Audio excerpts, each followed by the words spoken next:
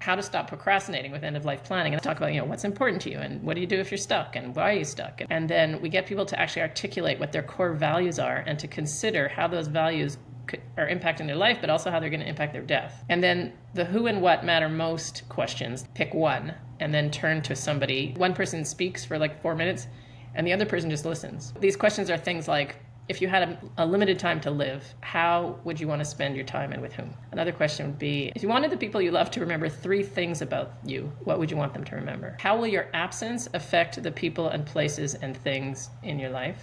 With whom do you need to write a relationship, and what would be required of you to do that? When in your life have you felt most alive or most like yourself? And how will your legacy help make the world a better place?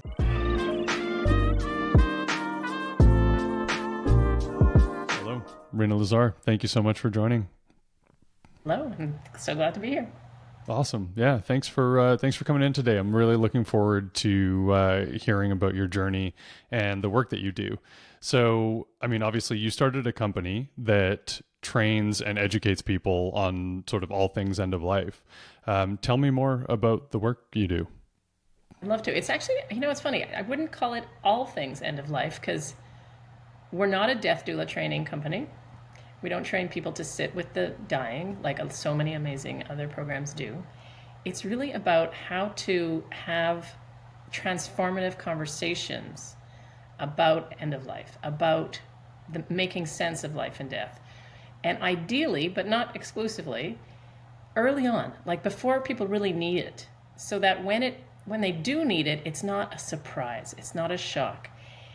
They're not, because when you're in that panic place, that's not the time to start thinking about stuff that would have made a lot more sense to think about when you're calm and curious.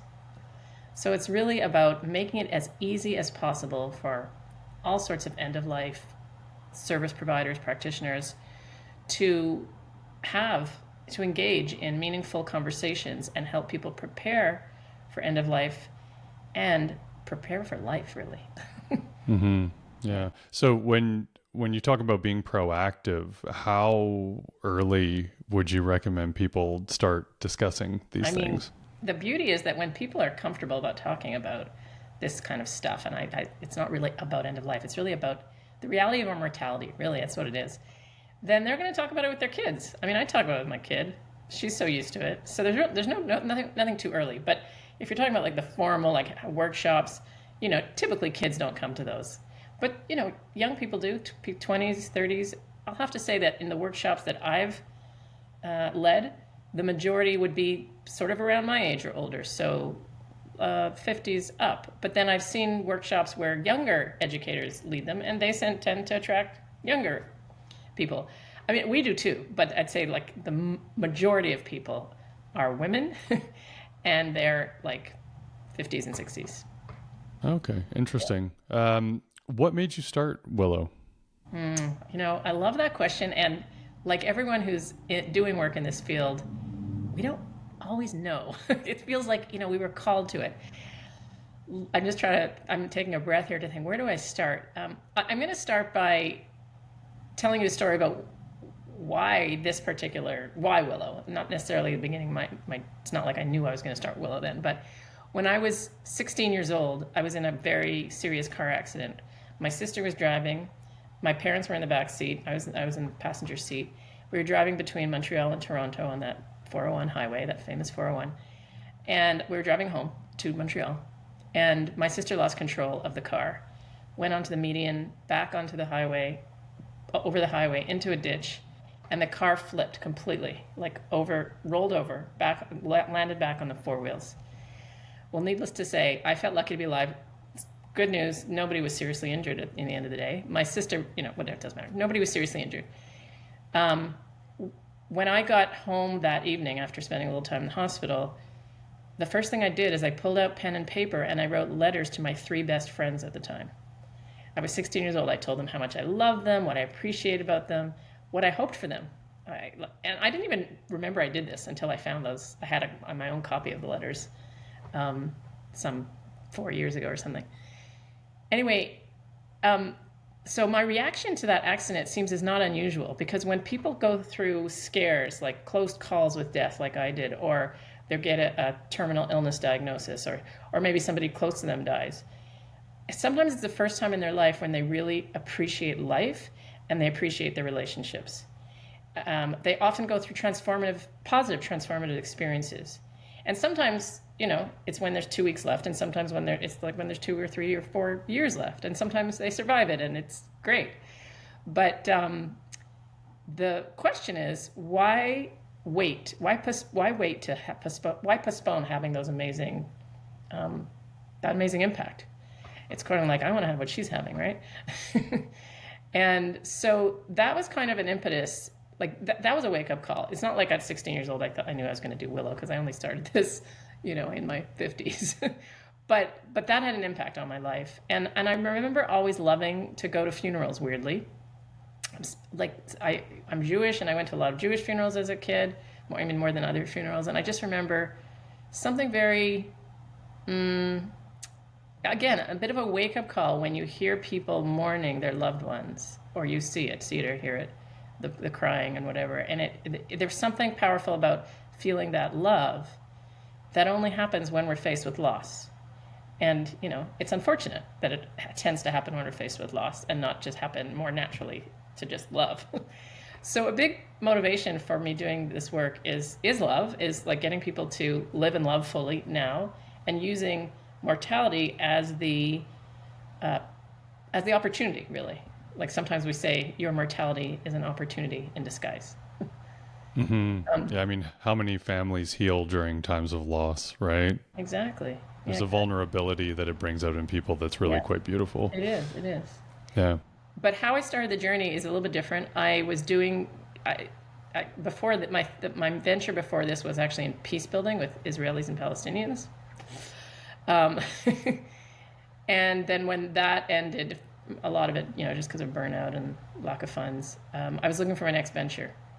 And I was thinking of friends of mine who were doing interesting things. And one friend who became the co-founder of Willow, her name is Michelle Pente.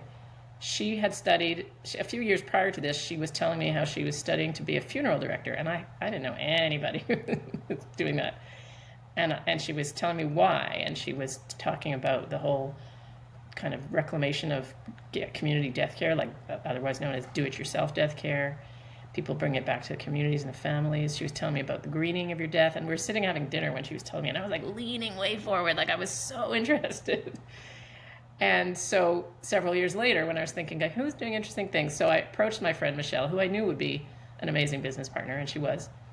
And I asked if she wanted to start a business on something related to this, because she didn't follow through with being a funeral director at that time. She ended up working in a landscape architecture company, business development, but because they specialized in cemetery design, and she helped found the Green Burial Society of Canada with this company. So she said, maybe. And so we spent about 6 months where we got together once a week for half a day or a day. She works part-time. And we researched, okay, what's out there? What are people doing? What's missing? All this stuff. And this is probably about 10 years ago. And then I did a training in, which it was called, it doesn't exist anymore, it's called the Beyond Yonder Virtual School of Community Death Caring in Canada. She's an amazing woman, Cassandra Yonder, in Nova Scotia. And it was there was 12 weeks of it, 10 different instructors on different topics. And during that, and certainly at the conclusion of that, I came to the conclusion that the education I got in that program was so interesting and so valuable for so many reasons that everybody should know this stuff. Like, this should be made available to the lay person. So I got very interested in education, in end-of-life education. And that's what Michelle and I decided to focus on in our business. Interesting. So was that experience you had when you were young in the car accident, I noticed you have a bunch of resources, free and paid, on Willow. Was that the beginning of one of the tools that you developed that I was reading about? Coincidentally, not consciously, because I developed that tool before I found those letters. But really, it's this, the 6 prompts in those letters, which are things like, what I love about you is, what I value about you is, the way you've impacted my life is, I forgive you for, please forgive me for, and what I hope for you, or something like that. They're very basic. I mean, they're basic doesn't sound right. They're very, sorry about that noise. They're very, um, like, yeah, the word basic is coming to mind. And it's funny, I was just talking about this with another group of people the other night, these 6 prompts. And this woman who I guess is some sort of spiritual leader, she said, you know what, those 6 prompts are like prayer. Like they're the same things you would say when you're praying. Consciously, they didn't come from that. But when I read the letters to my 3 best friends at the time, they had all those elements in them. Not the forgiveness part, probably not as much, but the So other. it sounds like it was curiosity more than anything, and Which sort of part? like an allure to the end of life work. Like as you started learning a little bit more, it sounded like you were very intrigued and wanted to see how you could further support. Absolutely, yeah. Like I sometimes say, I like to turn my curiosity, what do I say, into creativity. So I'll learn something or read something or be inspired by something, and I think, okay, how can this turn into a tool, like a resource? And of course, if it's somebody else's property, I always ask for permission. I don't just take other people's stuff. Actually, I rarely do. But if I do, I get permission and I credit them. And that's the other thing. Like, we're quite proud of the fact that everything is our creations. You know, it's not just about curating what's out there. It's about taking stuff just from our own hearts and our own experience. That's beautiful. Yeah. You mentioned something earlier about wanting to live And love. a life from a place of love. What does that mean? Oh, that could be a whole other. Well, of course it could, but what does it mean for you? Well, a lot of it is gratitude. You know, really being grateful for what you have. Really appreciating your relationships. So, for example, I think because of the work that I do and the discussions I have, and even my daughter, who's 20 now, but I've been doing this for like 8 years, of her just like being witness to it all. We have this rule that we didn't like decide about the rule, but it just is that we never part angry at each other, and we never go to sleep angry at each other. I mean, when she used to sleep in the same house. So that's because, you know, what if? You never want to, right? There's the what if. Like, underneath any argument we ever have is total love. So let's just bring that to the surface as often as we can. Actually, we rarely leave, you know, we rarely end an argument without some sort of reconciliation, because we just know that life is precious and finite, and that's what I mean, I guess. That could be beautifully applied to romantic relationships very Every effectively as well. yes, of course, every single relationship, yeah. Yeah, that's interesting. So you were talking about like Jewish funerals. Are they different from traditional sort of Christian funerals in a way? Because like when I think about funerals, especially growing up, it's like everybody's dressed in black, really sad. It's very quiet. Like it's not. It doesn't feel celebratory. Yeah. I'll tell you, there's a bunch of different rituals that happen after someone Jewish dies. And the Jewish funeral, which happens quite quickly, as you may or may not know, like kind of like Muslims, we have a lot in common. Jews who choose to be buried, which is what, if they're practicing, you know, whatever you call it, Jews, they would be buried. You'll be buried like within the 2-3 days max, you know, and if very religious, even shorter, as fast as you can. And I'll tell you the reasoning for that in a second. But so the funeral itself is when people are really like just after death. So it's not like, you know, with many funerals I've been to of other like Christian funerals or non-denominational funerals, sometimes it's a month later, you know. So you've already kind of, you know, gone through the immediate grief. So often at Jewish funerals, yeah, it's pretty new. A bit, of course, it depends on the context of the death and everything. And so the funeral itself, I have to say, nothing, like, it's pretty fast. There's things you cannot do, like there's no singing at a Jewish funeral. There's obituary, either given by, you know, the rabbi or the family or both or friends, whatever, just like another funeral. There's blessings and prayers. The casket and the body is always at the funeral, which is, I remember being at funerals where there was no, like, well, it's not really a funeral in my opinion, it's only a funeral if the body is there. If the body's not there, it's something else. It's some other kind of send-off. It's a memorial or a celebration of life or something. Mm-hmm. So It's they're in and out in like 20 to 30 minutes. They're pretty fast, and they're also kind of they're not they can be very beautiful, but that's just one part. And the other part is what happens right after the funeral for 7 days. You may have heard of the Shiva. Shiva just is the word seven in Hebrew. And for 7 days, the family of the closest to one of the mourners. The mourners are the spouse, the siblings, the parents, the children. So one or more of the mourners will have their home open for anybody to come by. Like, it's not something you invite people to. It's an open house. And in religious families, there'll be a service there that evening or something. In a non-religious house, it's just a time for people to visit, bring food, tell stories. Like, in those 7 days, that's when you really learn and laugh and maybe cry and really honor the person in an informal, extended, and beautiful way. And then at 30 days, if for many Jews, there's something called shloshim, which just means 30.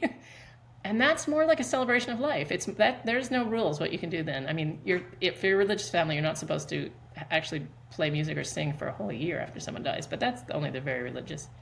So I've been to beautiful shloshim where there's slideshows and there's singing and there's, other kinds of presentations about the deceased. Yeah, and then I think there's also something you do at the end of the full year, like something about walking around the block with your loved ones, because you have now mourned for a full year, and if you're somewhat religious, you might be saying a certain blessing every single day for the year, and you're marking the end. That's beautiful. So something you mentioned off camera that I was going to get to later was you mentioned your involvement in Jewish women's burials. Seems like a really good opportunity to expand on that. I was very curious. I don't know anything about that. So maybe tell me a little bit about the process that you're involved in and Sure. how you came to participate. So in every Jewish community, there's something called the Chevra Kadisha, which translates as the Holy Society. Sometimes we call it the Jewish Burial Society. And women will prepare female bodies and men will prepare male bodies for burial.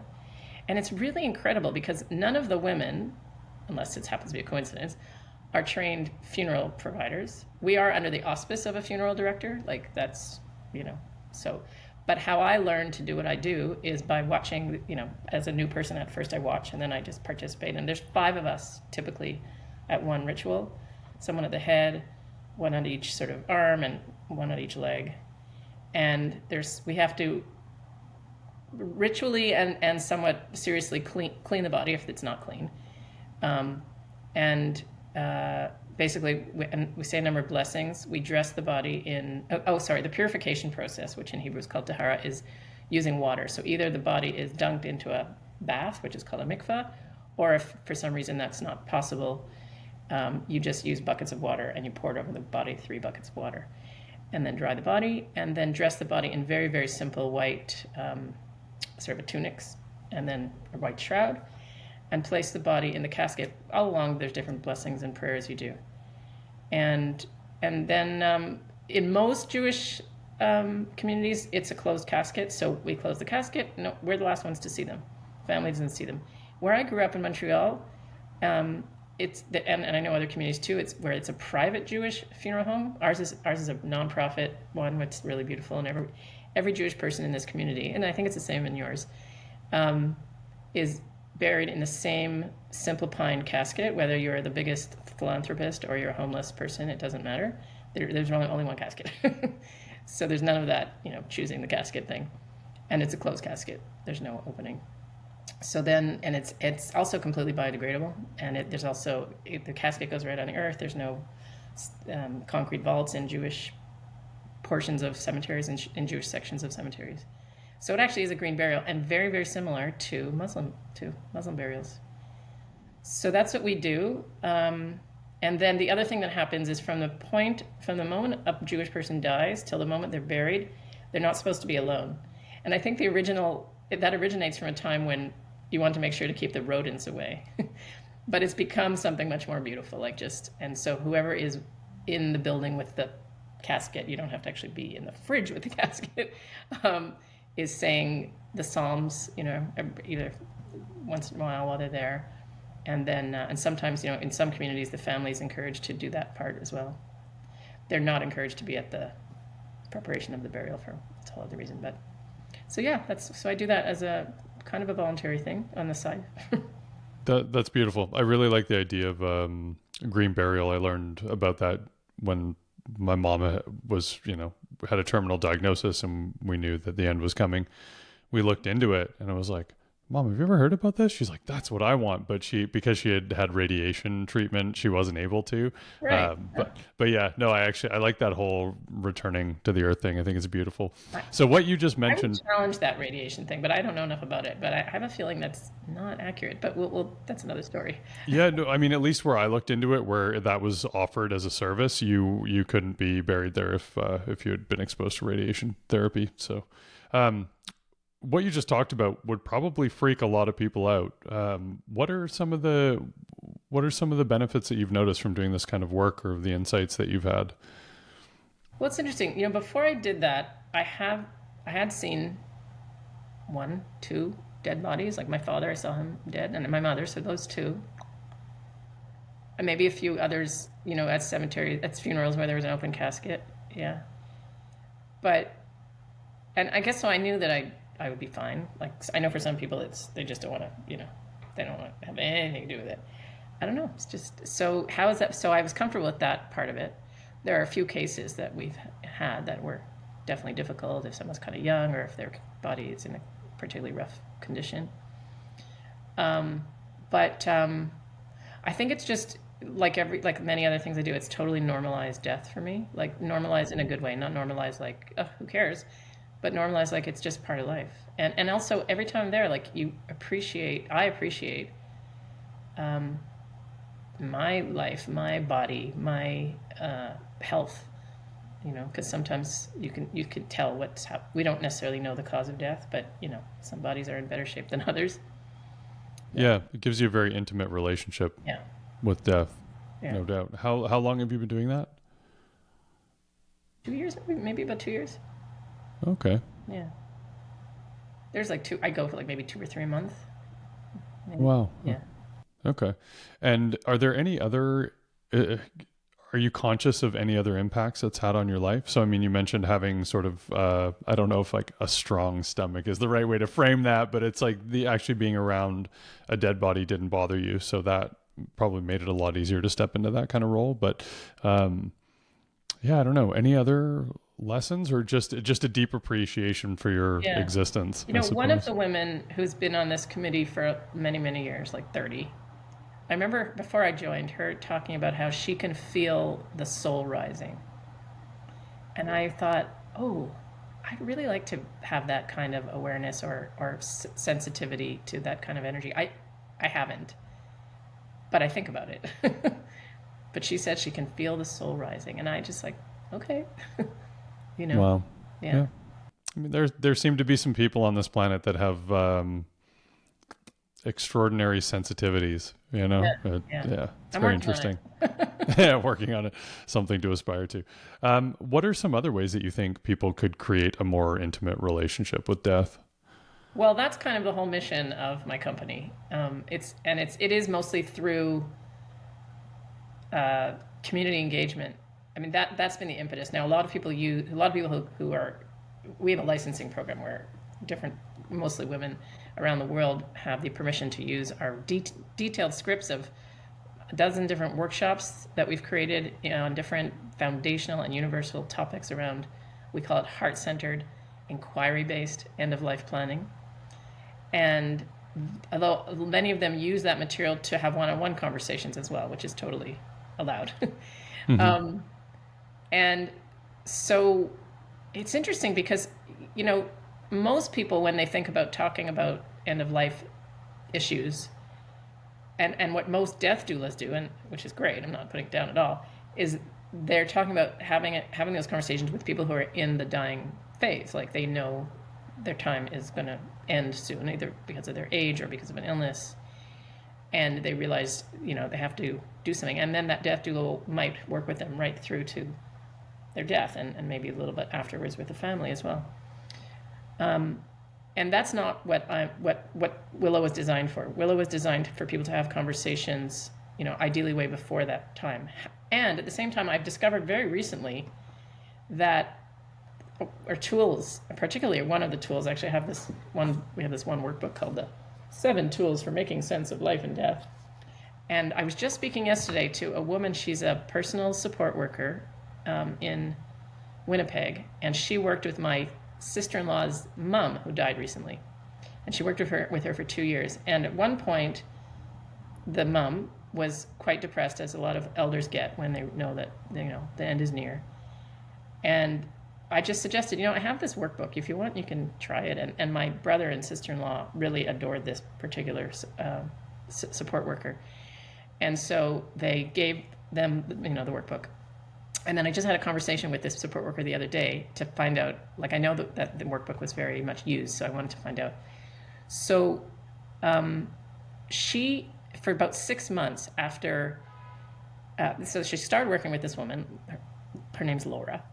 And at first, Laura was a client, and she was hard to get to know, and she was sort of quiet, and she didn't express herself in the caregiver's words. She didn't express herself very well. And then they got this workbook, and they opened it up, and Laura really took to it. And they had a time every day after dinner for about 6 months, almost every day. I mean, there might have been days where they skipped, and there were days where they went longer for an hour, but it was about an hour. It was like a routine thing. And through the questions in the workbook, Laura really opened up. For the first time, she talked about her deceased husband, who was basically the only man in her life forever, and he died about 10 years prior. This woman is in her 90s. And I can tell you what some of the questions are in there in a minute, but the care worker was telling me how that workbook was Laura was excited every day to work in it, and it changed their relationship. It became Laura the client to Laura the friend, and all the different care workers who worked with her did this. And then and the workbook has spaces to actually write things down.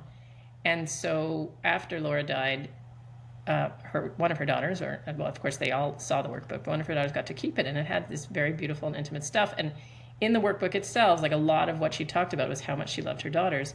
And she wasn't the type of person to say that out loud. So it was a real precious gift. I can't even remember what the question was. That's okay. No, that's beautiful. We were talking about the tools, and no, that's beautiful. How do we, I think you asked, how do you normalize death? How do you bring it into, and so I once went to a beautiful, beautiful workshop with Stephen Jenkinson. You know who he is? He wrote the book Die Wise. He's a Canadian. Yeah, and he's a magical storyteller. He did a workshop on Cortez Island here in British Columbia at Hollyhock. It was a 4-day workshop, and it was really beautiful. He was great.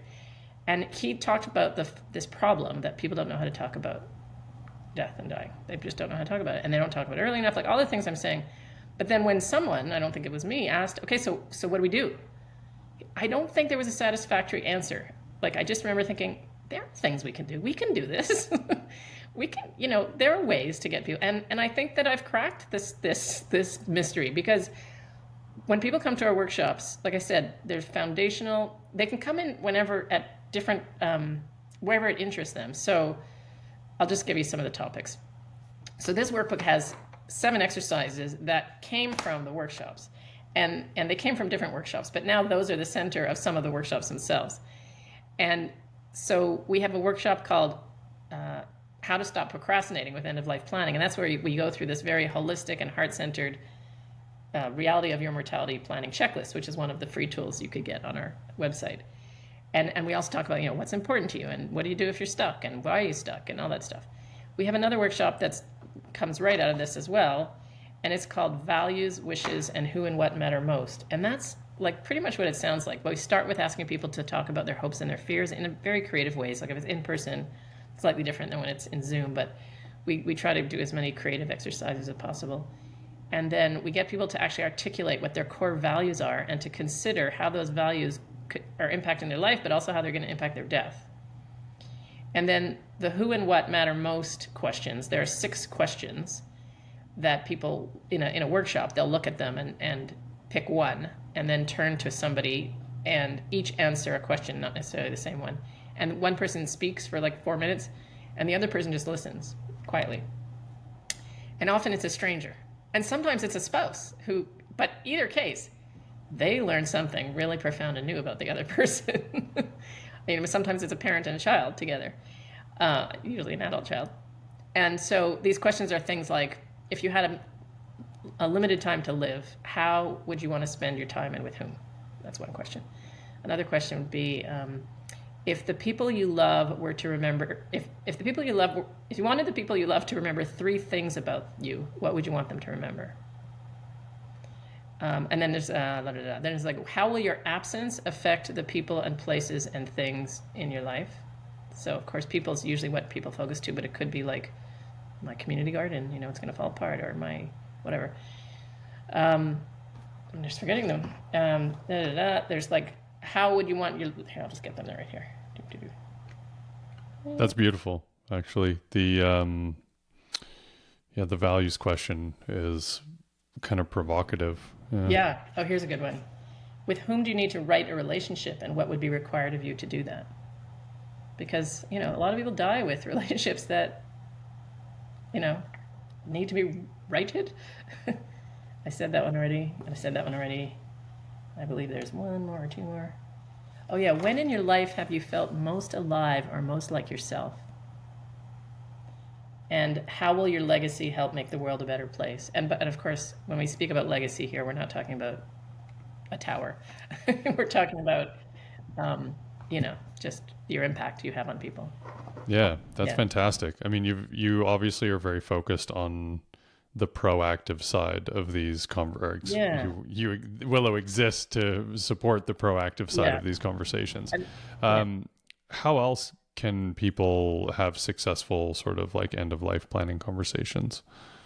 Well, we have so many different tools and subject matters. So just to keep going, we have one that's all about greening your death. So for some people, and that's where we get more men than other ones, like they're interested in the environment. And they're like, greening my death? I didn't know. I never really thought of that. What does that mean? So they want to come to that and hear about the options that are available generally and in their own community. We have another one that's really great for not only end of life conversations, but for any challenging conversation. And it's called 5 Steps for Successful End of Life Planning Conversations. And that one, the tools that are in that one, I have a background in conflict resolution, not a background, but I have some training in conflict resolution. And of course, doing workshops with Israelis and Palestinians, I know a little bit about talking about difficult topics. I'm sure you do. A little bit. So some of the same principles apply to this. Like, how many people, we already talked about this, that don't know how to talk about this, and they knew they have to, could be their parents, their spouse, their siblings, their children. Yeah, so sometimes you just need to know how to start a conversation, and that's what that workshop does. So it's a really good one. And then we have another workshop that's called 9 Things to Include in Your Departure Directions. So that's all about how do you want to be cared for after you die. For most people, it's like coffee, tea, which means cremation, burial. Check, done. Okay, I figured it out. There's so much more to it than that. And of course, if within burial, there's a whole green burial stuff. And even cremation, in some places in North America, you have other options for cremation other than flame-based cremation. But besides the technology, there's the community involvement and the procurement and the ceremony, all that stuff. And when you start thinking about that and planning for that, it's such a weird thing because, like, instinctively you'd think, or intuitively you'd think, well, ooh, God, if you're going to start thinking about that, you're going to feel horrible. But actually, people feel really good. Like, it makes death like, oh, death's going to be like this great event. Like, I've had people say, I'm so excited for my death now. Like, obviously, they don't want to die. But they can see how it can be a beautiful thing. And if you consider death as being a beautiful thing, then it just takes, like, sometimes people literally start in a workshop with their shoulders up to their ears, and they leave with them down like this, just because they're talking about what's probably been eating them up inside, and then they got it out. A small shift in perspective is worth its weight in more than gold, for sure. And I've had the privilege of working with some people who came to our workshops when we had them regularly here in Vancouver, did have terminal illness diagnosis, but they were like, a few years off. And then we had the privilege of either working with them closer to their death or just being at their funerals. And They were amazing, beautiful events that incorporated some of the Willow material into it, some of the tools they learned, like writing what we call a heart will, which is different than a love letter. Love letter. Yeah, tell me more about that. Okay, sure. A legacy love letter, so most people think about things called ethical will or spirit will, okay, which is like usually it's like a complement to the legal will. It's like the letters you write or the letter anyway. But they're a little they could be two things. They could be a letter you write to specific people, like often it's people's children if it's an older person, or it could be something that's written to a broad audience, kind of like, well, it's a Canadian context here, but Jack Layton did to the Canadian public when he was dying, a letter to Canadians, So it could be either of those, but so we separate them. The letter is called a legacy love letter, and that's written to a specific person or group of people, like it could be your grandchildren or your book club members or whatever. And the heart will is something that is more of a broad audience. So that could be something that's either read at your goodbye ritual. It could be something that's just handed out. We've seen that happen at the goodbye ritual. It could be something that's just left with your important papers, so for certain people to have. And they're different because one of them is about kind of that person or people you're writing to and your relationship to them. And whereas the heart will is more like the lessons I've learned about my life that I want to share, or the values I hold dear, or my spiritual journey. I mean, we have actually, I think, 7 different categories of topics in that. They're prompts, and of course some people have gone through all of them, but most people will just pick the ones that interest them and write them. It could be just like, here's my story, my people, I want to make sure everyone knows. Mm-hmm. And then some people don't use the prompts at all. They write, like one man, he wrote this beautiful poem. That was actually more on the legacy love letter side. It was a poem to his son, but inspired by the work he did with Willow. Yeah. That's beautiful. Mm-hmm. Just one more thing about the heart will. Yeah, this was a beautiful story. It was a woman who came to our workshops and did have a longer term terminal illness. And then she called us. She wanted to work with us just closer to her death. And she wanted to write a heart will. And she was already having a hard time speaking. She had some cancer in her throat, I think. And so my business partner and I, Michelle and I, we're at her house, and we listened to her and typed out, what she had to say. And we typed it, and the plan was that I would sort of edit it a little bit and then send it off to her, and then she would, change it or add to it, whatever. But she actually died quicker than she anticipated. So she died before she got to edit it. So, but her husband actually read this thing out loud at her. It was a memorial, I guess, more than a funeral. And it was fabulous because it was her words. I mean, but it was weird because I wrote it, but her words. But it was just, yeah. I felt really like I felt like we did something really, really good and just in time, Yeah. Oh, that's excellent. Something you've mentioned a couple of times is that it's mainly women that are engaging in this stuff, right? Like 99%. Yeah, which is so interesting. What do you think stops men from being willing to engage more with this stuff? Because what I've noticed is I'm coming up on 40. Almost everyone in my life, it seems, has parents that are dying or have passed recently. A lot of them are hitting their midlife crisis phase where they're really starting to reflect on how am I adding value to the world and thinking more about how they impact the people around them. So it seems like there's some cultural changes happening that are positive on the side of men. But what in your opinion do you think is stopping them from thinking more about end of life and mortality? I think I should turn that and ask you. maybe I'm slightly out on the fringes of that Yeah, exactly. bell curve, but Okay, all I can think about is, first of all, in personal growth circles, there's more women than men. Okay, so and what we do is definitely a kind of personal growth. Added to it is caregivers, and I'm talking about family caregivers, not professional caregivers, but probably that too. But even family caregivers, they tend to be the women. I mean, not solely, of course, but it sort of seems to get delegated often to the women, the daughters, the nieces, the nephews, whatever. I don't know why. Like I said, maybe the remnants. I do. maybe the remnants of like the whole boys don't cry kind of ethos, you It know? could And be.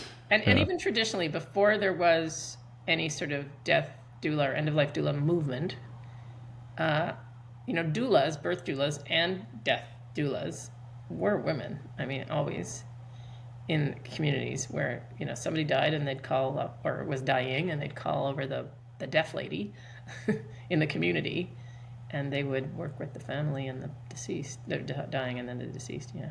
And even to prepare the body, right? Yeah. Are you aware in the death doula space? Like, have you noticed more men getting into this as you've been involved in this world, or is that kind of outside of your? No, still A not. little bit outside, but like for example, I was just popping into a class for death doulas given at one of the local colleges here. I was doing it for like just as a one like as a guest lecture. There were 17 people. One of them was a man, Fascinating.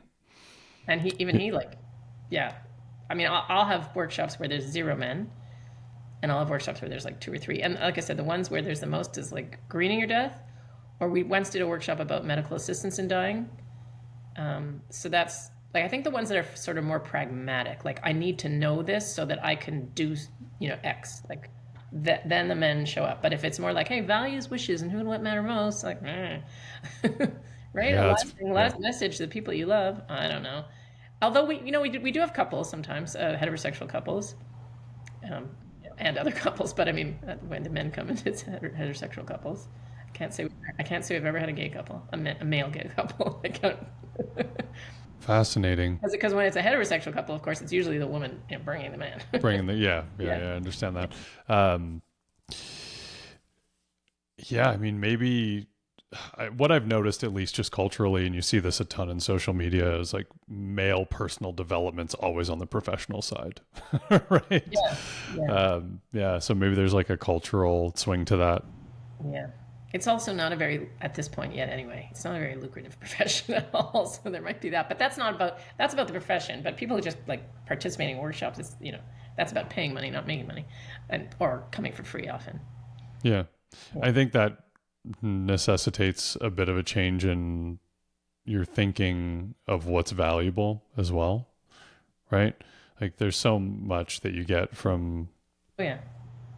those types of experiences that Yeah. money can never buy, Yeah. right? There's a real deep human connection and intimacy to that that's really hard to describe, and I think that's what a lot of men's groups are trying to facilitate, is like more Yeah. intimacy Yeah. among men and more vulnerability and stuff. And But and are men paying to be part of those groups, or that's just more like a yeah, oh yeah, and in a number of cases, yeah, I mean there's just free communities, but I'm aware of a number of like paid communities that guys tend to take pretty seriously. Yeah. Well, here's something that some of your listeners might be interested in when it comes to money and this stuff. When Michelle and I first started out, we didn't know how much to charge for a workshop, and we really were concerned that people weren't going to pay. And I'll talk more about that in a second. But what we did is we had this model which worked really well. And I'd say to anybody who's starting out in this field, if you're doing any kind of educational thing where you're having, not talking about one-on-one work so much, but you could even work on one-on-one. And especially if you're just starting out and you're not feeling confident to say like this costs X, is to say pay what you wish at the end based on your perceived value. So that's not pay what you can. That's like everybody. We're going to ask you for. I mean, logistically, it's a bit complicated unless it's in person, I guess. And we did that for our first couple of workshops, and we ended up getting on average the very same amount of money that we probably would have charged. But I don't know if as many people would have showed up if we required them to pay up front. But when they saw how much value they got out of it, and you compare it to like going to a yoga class or getting a massage or whatever that you pay, people don't even think twice about those things because it's become standard. It's a no-brainer. So that model, I always recommend it to the people in my program to try it out because it really worked for us. And then the other model we do, because still like when you offer something for free, lots of people show up. When you ask people to pay $25, which for the most part isn't going to break anyone's bank, but obviously there's some exceptions to that, you get very few people showing up. And I don't know, it's not like they can't afford it. It's like, oh, is it worth it? Like, I don't really want to pay for this. Like, I don't even know what it's going to be like, right? So yeah, it's an interesting one, the whole money thing. Yeah, it is. So, Well, so that's what, yeah. So I just think so. What one way to get around that, so that the people in this, in this field can get paid is to try to get a sponsor to pay you, and then you can invite people to come for free. So we had the local cemetery, which was a municipally owned cemetery, who used to have a budget for this. They don't anymore, unfortunately, and an educational budget. So they would pay us, and well, and then we'd do all our own marketing and everything like that, and get the people to fill the seats. But people loved it. They came for free. They really appreciated it. Yeah. that's great. That budget loss was probably due to COVID, I imagine. It was, yeah, Yeah. yeah. Or Municipal budgets got actually crushed. COVID, and then like I think new management or something. I don't really know. I Yeah. never got the load. I never got the lowdown. Yeah, no, that's understandable. Yeah. We're kind of swimming in the cultural space right now. How do you feel broadly about our cultural relationship to death? I'd say it's, we like to say over and over again, we're in death denial, we're a death phobic society. And yet I think that is changing because now, like if you just look up on what do you call it, conventional media, like say the New York Times or, whatever, Globe Mail, and you look up top like articles on death. Like I did that as an experiment. And I remember it was last August because I was writing something about it. August alone, there were 5 different articles related to death and dying. So I was like, okay, that wasn't always the case. It was hard to find one. So I think there's a shift. I think it's getting better, and COVID might have had something to do with it. But the other thing that's so fascinating, and I wrote a blog post about this as well. Have you heard of Bell Hooks? She was an American author, philosopher, I guess.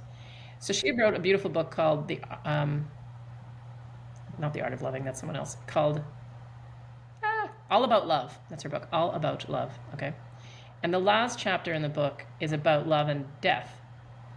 And what she says, and I hope I get this right, is that we're actually in some ways very obsessed with death as a society, but not our own death, other people's death, which is, natural disasters and wars and conflicts. Like it's all the buildings falling down. We love to watch it over and over again.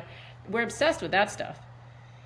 And so in that way, we're obsessed. We're not in death denial at all, but we're much more comfortable talking about loss than we are in talking about love. So we're coming back to love. And it's just easier for most people to get into that sorrow of loss than it is to talk about love. And most people don't really know. We don't talk about love. We don't know how to love. Like there's lots of beautiful books written about love, but the idea that she put those two together was fascinating to me. Yeah. Yeah, very How interesting. many stories are there about love?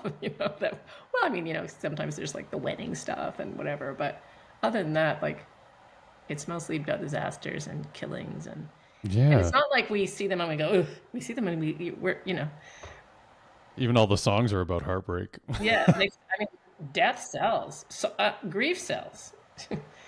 Yeah. We're maybe not going to talk about grief, but yeah, like more people are much more willing to pay to help alleviate their grief when it's happening than they are to pay to do something that would probably, I would say, almost definitely soften their grief before it happened. You know what I mean? Mm-hmm. Yeah, 100%. Besides the things that we've discussed and having these conversations much earlier in the game, when particularly when people are still well, what else do you think we can do differently to improve our relationship with death? Well, a lot of people talk about how death education should be the new sex education in schools, and then some parents and caregivers will say, "Oh no, we can't talk about death," But the truth is, children are so much more open and resilient to talk about death than adults are. There was a man in one of our workshops, like he must have been in his 80s, who we were talking, I can't remember exactly what we were talking about at the time. It was probably much less structured than it is now. And he said that when he was a child, his mother died, I think, and young, and he was like 7 or 8 or whatever.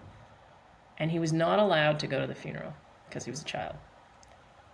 It still hurts him. At that time, he was talking about how it still hurts him that he didn't go to his mother's funeral, and he's like in his 80s. I think a lot of us have a story, some like similar to that or akin to that anyway, where it's something that's like hidden from, in particular, young people for sure, but even just culturally, like Yeah. we really hide elderly, aging, unwell people away to be cared for by strangers. And, you know, Yeah. our day to day lives are so Yeah. busy. Playing that caregiver role is incredibly difficult and often very taxing. Yeah. Um, yeah, And the it's reality really is, unfortunate. kids are really comfortable around death.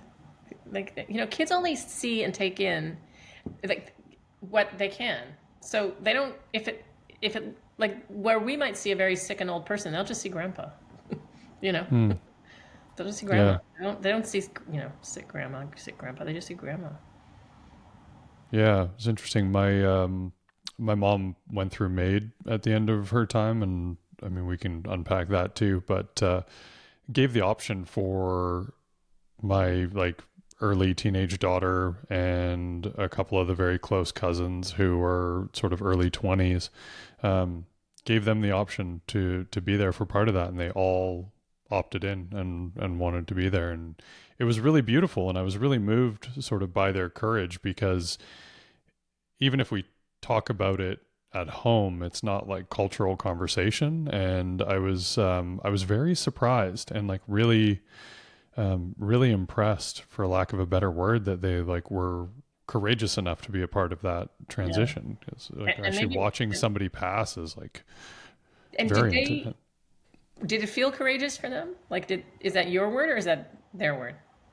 I'm Um, just curious. I would say for my daughter, 100%. So because the cousins were like, no, we want to stay, like we assumed that our daughter wouldn't want to stay, and my wife was prepared to like hang out with her. Mhm. But no, I think a How little old bit was of your peer. daughter again? How old? She was 14 when Okay. that happened. Yeah.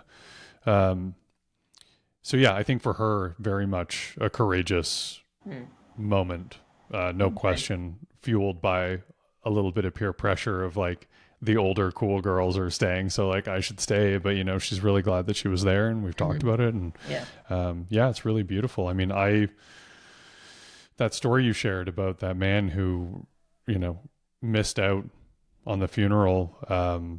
My aunt had a really tough cancer battle, and I was living in another city, and sort of like in my early 20s. And yeah, my mom actually didn't really keep me as informed on how bad things were going and how much it was progressing. And I really didn't get an opportunity to participate in the end of her life. And I definitely have regrets around that. So I think, yeah, many people probably have experienced something like that.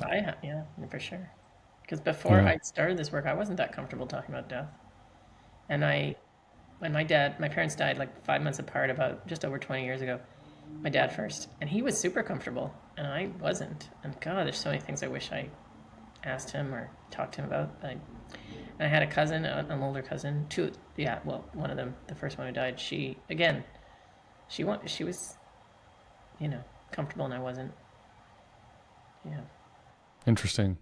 Kind of shines a light on this, you know, this shadow of our culture, and yet it's the one thing we all have in common is we're going to experience loss like that of people close to us. Yeah, wild.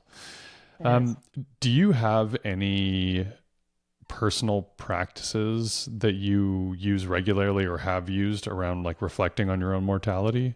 A good question. I've been a spiritual seeker probably most of my life, but consciously, like for at least I don't know, 20 years on and off. And so the spiritual practice, it's non-duality. I don't know if that's something to you. And sometimes it's based in Advaita, and sometimes it's called the direct path. And different teachers like Eckhart Tolle, who's very well known, he's in that same path. So even though it's not directly about death, it is about death comes up for sure, because what happens is if you're in this spiritual path, the belief is like our soul never dies. Like we're just like a VR. We're just a character here, and this bigger being is really what we're all about. We're all united and everything like that. So, and what a particular teacher of mine that I've been following on and off for a number of years, when she talks about grief, she said, we're talking about grief. What did she say? That the source of all grief is the fear of dying, is the fear of our own death. And so I'm not being very articulate right now, but basically the spiritual work I've been doing helps me just confront life in such a way that it makes death not scary. So do I have a regular practice? It's not specifically related to death, that one. The other practice I do is whenever I'm doing the workshops with people, I'm going through these questions, and sometimes I get in the small groups and I answer them myself. So I do it probably more often than most people do. And that really keeps me on track, because answering these questions, like, you can't answer them too many times. Like every time you answer them, it's something new that comes up. And of course, just doing my own end of life, writing lasting messages to people I love, and getting on podcasts and talking about it. Yeah, absolutely. Well, Yeah. I find in a lot of like the Buddhist tradition, just reflecting on impermanence. Yeah, exactly. Yeah. Is a big part of it. And I think you can discover some pretty profound things just reflecting on what it will actually mean to lose the people and the things closest to you that you love deeply. And you get an opportunity to, much like some of the tools that you've built and are sharing with people, it's like, how can you cultivate that conscious appreciation for the role they play in your life and the impact they have on you while they're still here, and then treat them in a way that reflects that? Yeah, and also, like, without being like overly attached to them. I mean, obviously we're attached to them. The people we love, we will be very, very sad if they die, or they'll be sad if we die. When we die, not if we die. But there's also this sense of a bigger picture for me, which helps. And Buddhism has it too. Yeah, of course. Yeah, and if you reflect on the loss of that person before it happens, hopefully it'll give you some insight, and you might behave differently, or bridge those uncomfortable gaps before you don't have the opportunity anymore. And I think what you said about grief is, like, the less regret you have, the easier the grieving process is. Yeah. So yeah, I think having these conversations and thinking about these things ahead of time will literally change your life, and it costs nothing. This good friend of mine who died, an elder man who is a wonderful person. I was talking to him a lot. He had this great his whole end of life was so great. He was an activist, and it was before he didn't use social media so much, but he had this like big email list where he'd always tell people about stuff going on. And then when he got to the place where he was starting to deteriorate his health, and he needed to be with someone 24 hours a day. So his children were there at night, but during the day he needed people. So he activated this list, and someone helped him make a calendar so that people would come for 2-hour shifts to just hang out with him, or 3-hour shifts, whatever it was. And you just go to his house and do whatever. Like, you might help him out, or you might just be like reading poetry together, or singing a song, or talking. So I did a few of those shifts, and I asked him, how he feels about the fact that he's dying. And one of the things he's like, well, all the great people in history have done the same thing. I'm just joining them. Like it's nothing special. Or you could say it is special. I'm honored that I could be joining, not joining like we're going to meet in heaven joining, but like that I'm going through this very same thing. Everybody who all these people I admired also went through this. So it's, yeah.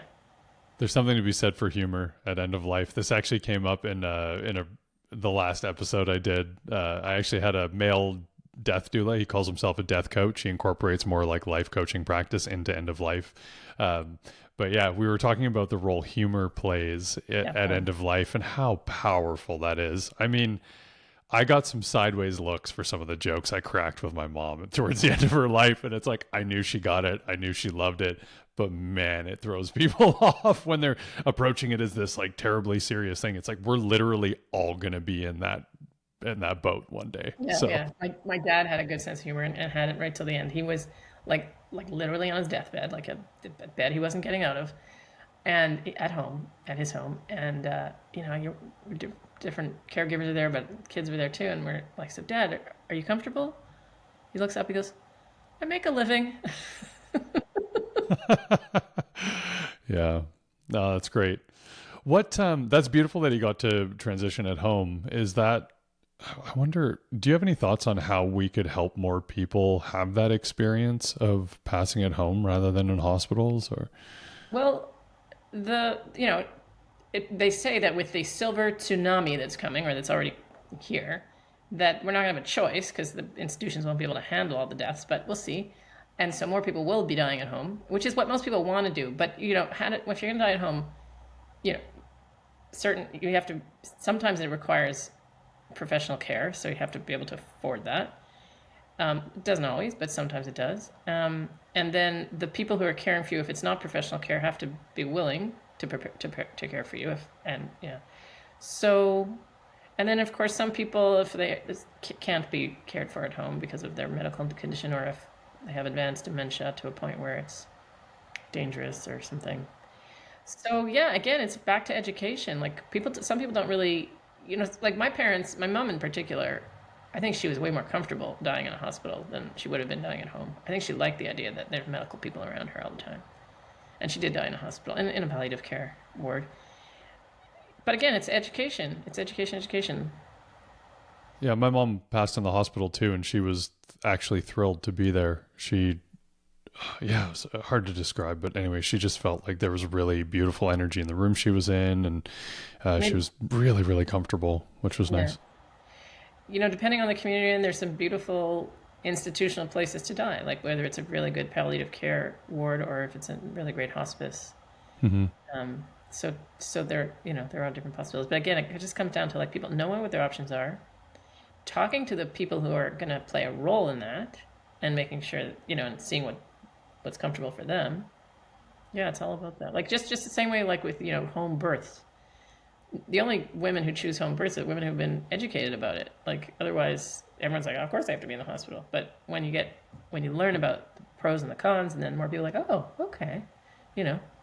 Yeah. I imagine as MAID becomes more and more culturally accepted, and I mean, obviously the numbers are growing every year. Yeah.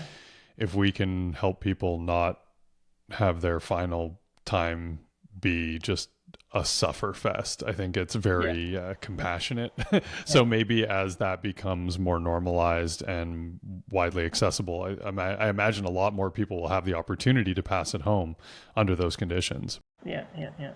Yeah. Yeah. Do you have any thoughts, any personal thoughts on MAID, or are you comfortable getting into that? Or I'm fine. I really feel like it's a great option for people if they want it. Like I don't say like, yeah. I mean, I have nothing against it, and I'm not definitely would never push it on anybody. Just like probably the same with you. Like it's funny. I was just Mhm. talking to this elder woman I know through the Jewish community I'm involved with, and she's in her almost mid 90s now, and she knows what I do, and I was giving her a ride home, and she said to me, you know what, I gotta tell you, and she's still very like all there, cognitively, and she said, you know what, I don't think I want to do maid. I said to her, it's okay, because you don't have to. Like, it's an option. And she wasn't like against it. She's just like, I don't really want to do it. Like, and she just felt like for her, ethically or morally, whatever the reason, she doesn't want to do it. And I'm like, good. Like, Yeah.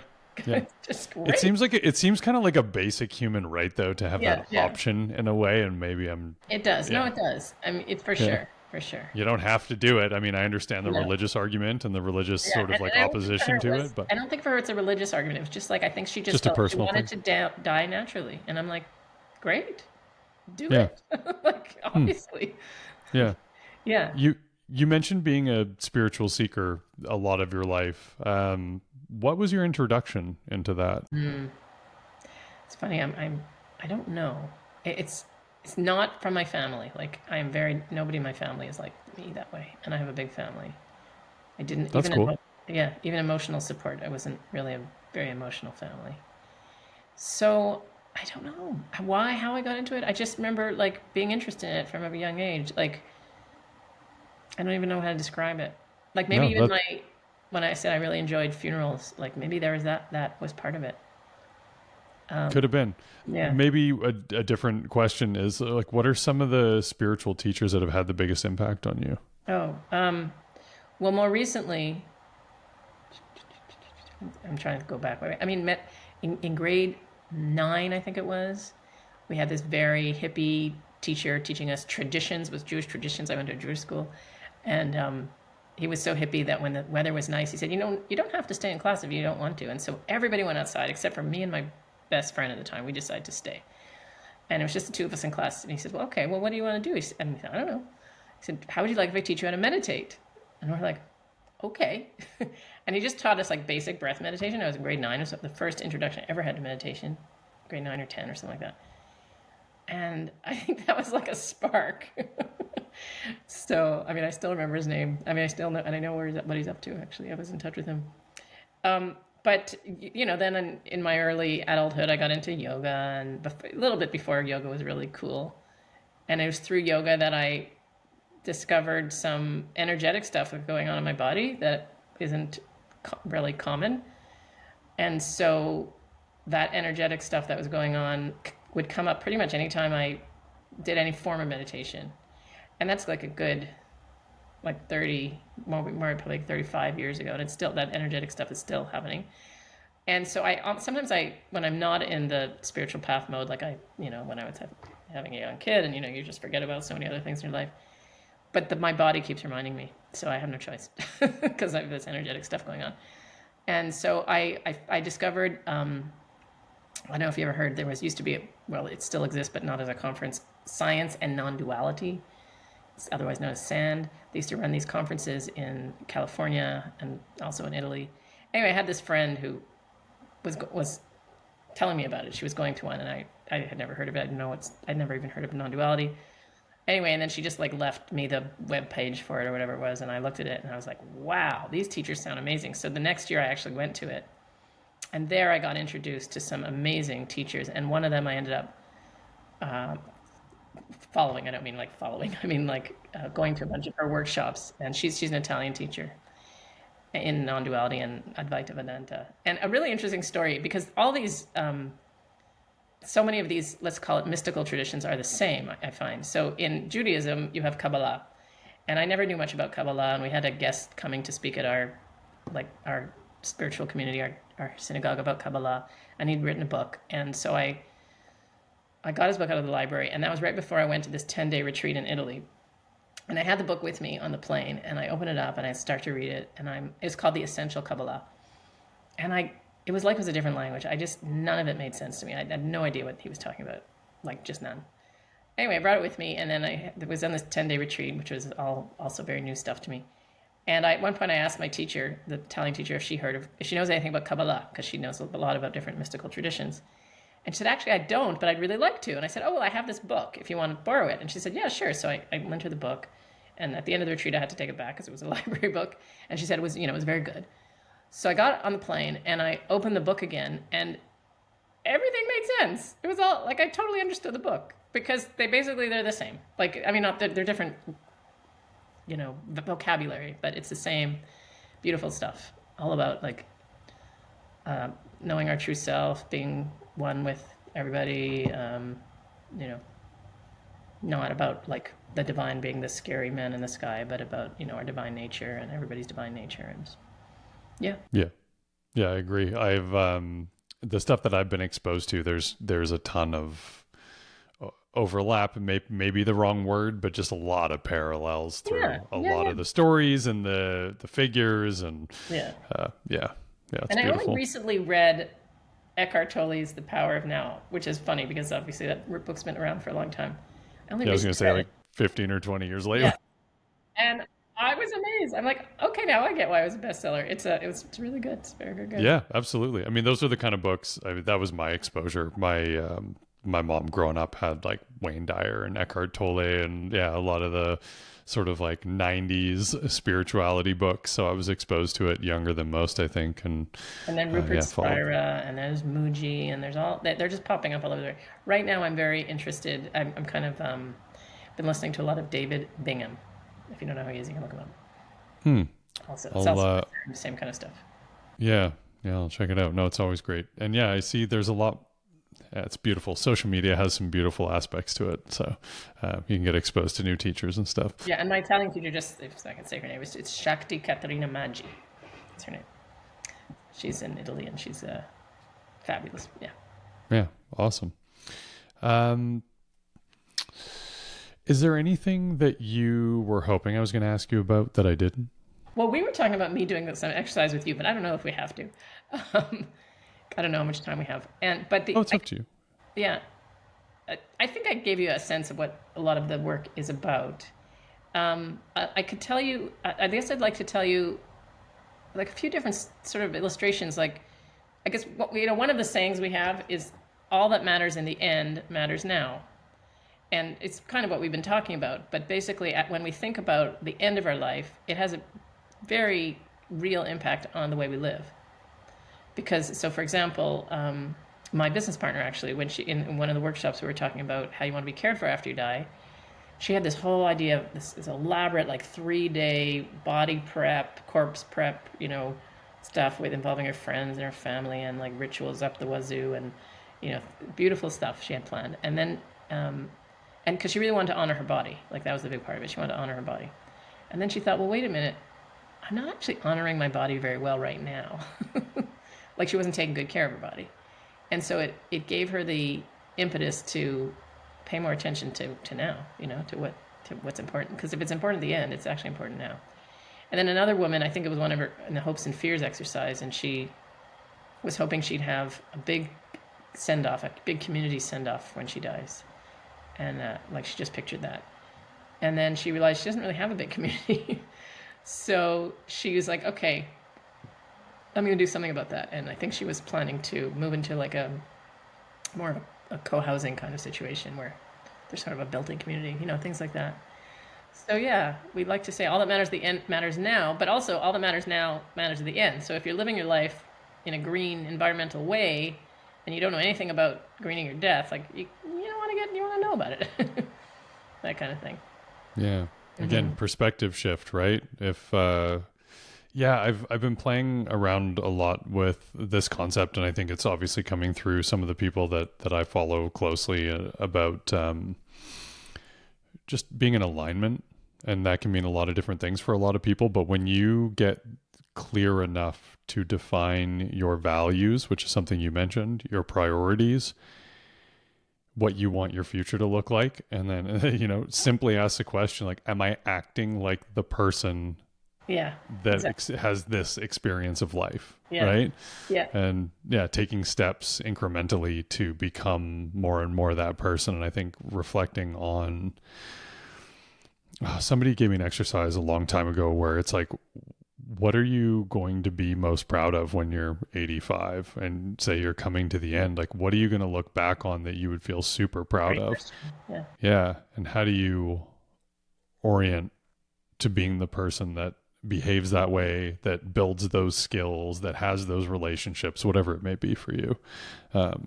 It's really powerful. Super powerful. Businesses do that, right? They say, okay, let's look at where we want to be in 20 years from now and work our way backwards. Well, we should all do it. Where do we want to be at the end and work our way backwards? That question, one of the questions I mentioned earlier, which is what do you want the people you love to remember 3 things about you, what do you want them to remember? And say you pick your 3 words. And then another question to ask right after that is, what will they remember? There's what you want them to remember. And that's a big one for me because I know that, like, for example, my sister, she'll probably remember, Reena was always busy. That's not what I want her to remember. But, that's what she'll remember because that's kind of the way I'm behaving. Yeah. So that's exactly about alignment, right? And then when people define their core values, sometimes they realize that these are the values I really want to live my life. They're not necessarily the values I am living my life. So it's the same. Yeah, it's all about alignment. And sometimes you need a deadline, and death is the deadline. It's a deadline. Yeah. What are my core values, and then what do I do to embody that? Yeah. To live it. Yeah, that's beautiful. Yeah. So maybe tell me what's coming up for you. What are you working on right now? So the big thing we're working on is the next launch of the Willow End of Life Educator Program. So that's where people can become Willow End of Life Educators, which means they get access to very detailed scripts. And if anyone wants to see what those scripts are like, there's a short little video on the landing page for that program. And they get detailed scripts of about a dozen different workshops from all the topics we've been talking about. And they also get tools that they can use. Like, for example, this tool is supposed to be for personal use only, but with the program, we encourage people to use it in their practice, and a whole bunch of other tools. And they get coaching, tons of really good coaching. The woman I work with is an amazing, amazing coach, and coaching, community support, beautiful. The next time we're doing a little differently. It's going to be like a step by step, which means, first you do this and then you do this, as opposed to like, here's all the stuff, go figure it out, which is kind of the way we started. But now it's going to be much more like process oriented and much more support. And then once you just do the very first part, which is like agree to the terms of engagement, you can use this material for life. And this is a brand new thing. And I think by the time you air this, it'll be public. But right now it's not. But by the time you air this, it will be. So you will have that material for life, which is also a new thing, because it used to be that in order to use it for life, you have to stay a member. But now the membership is optional, and there's all sorts of benefits to becoming being a member. But if you want to keep using this material, you just really have to agree to the terms of engagement. Excellent. That's great. So is that how people could follow your work? I mean, are you active in the social media space? Or? Yeah, no, that's for people who want to be educators. If you're somebody who just wants to like be a participant, then yeah, just go to the website, willoweol.com, as in willowendoflife.com, willoweol.com, and get on the newsletter, and you'll get notified about all sorts of Zoom-based or actual live workshops that may happen in your own community. You never know, because there are people all over the world doing this stuff. And you can get access to a whole bunch of free and not free tools. And so we really serve both the general public, and we serve people who want to become educators. Yeah. Excellent. Well, I'm gonna start thinking more seriously about how we get more men involved in this stuff. Please. And the next program is starting in sort of mid to end of March. We're just about to figure out the exact date. So there's a bit of time for people to think about it and contact me if they want to ask me questions. It's all doable. That's great. Yeah, I wish you all the best with the launch. Thank you so much for such a fantastic conversation. I hope we can do this again in the future sometime. I love it. And good luck with the podcast.